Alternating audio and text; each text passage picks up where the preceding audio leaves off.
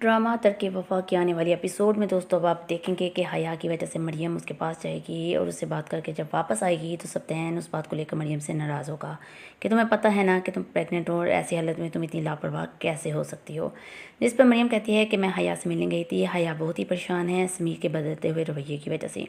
इसलिए मैं बस उससे बात करने गई थी। सब्तैन जब उसे गुस्से का इजहार करेगा तो मरियम उसे कहेगी कि वो भी मेरी फैमिली है। सब्तैन आप कैसे बोल सकते हैं, हया मेरी बहन है और मैं उसको अकेला कैसे छोड़ सकती हूँ। और मरियम वापस जाने की भी ज़िद करेगी तो सब्तैन उसे मना कर देगा और जब देखेगा कि मरियम खामोश हो गई है तो वो उससे माफ़ी मांगेगा और उसे कहेगा कि प्लीज़ नाराज़ ना हो, मैं बस थोड़ा सा जज्बाती हो जाता हूँ क्योंकि तुम और हमारा बेबी मुझे बहुत अजीज़ है। और जब सब्तैन मरियम से बात कर रहा होगा तो नीला को ये बात बिल्कुल भी हज़म नहीं होगी और वो सजीला से कहेगी कि यह बच्चा किसी तरह से भी इस दुनिया में नहीं आना चाहिए,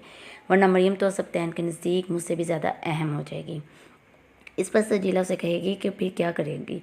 बच्चा तो आएगा एक ना एक दिन, ये सब कुछ तो होना ही था। यहाँ पर वो उसे कहेगी कि ये सब कुछ तुम्हारी वजह से हुआ है, ना तुम शादी करवाती और ना ही ये सब कुछ होता। दोस्तों नेक्स्ट सीजन में अब आप देखेंगे जैसे ही सब्तैन वापस आएगा कि मरियम उसे कहेगी चाहे कुछ भी हो जाए आप मुझे ना छोड़िएगा, मैं आपकी नाराज़गी बर्दाश्त नहीं कर सकती। मरियम सब्तैन को इसलिए बात कहेगी क्योंकि सब्तैन मरियम से बात करने के बाद बाहर खड़ा होगा तो नशीन उसके पास आएगी और कहेगी कि मैं आपकी दोस्त हूँ, हमेशा आपके साथ हूँ। और मरियम को यह डर लग रहा होगा कि सब्तैन उससे नाराज़ है, इससे सब्तैन नशीन से बात कर रहा है। और फिर सब्तैन के आने के बाद मरियम उसे यह सब कुछ कहेगी और सब्तैन उसे कहेगा ये तुम कैसी बातें कर रही हो, तुम्हें पता है ना कि मैं तुमसे कितनी मोहब्बत करता हूँ, बस तुम अपना ख्याल रखो। लेकिन नीला के ड्रामे तो ख़त्म होने का नाम ही नहीं ले रही। और जब वो देखती है कि सब्तैन उसके रूम से वापस नहीं आ रहा और उसे मिलने नहीं आ रहा तो वो ड्रामा करती है कि मैं बहुत बीमार हूँ और सब्तैन को कहती है कि मुझे पता है कि तुम्हारी बीवी माँ बनने वाली है, पर इसका मतलब ये नहीं कि तुम अपनी बहन को ही भूल जाओ।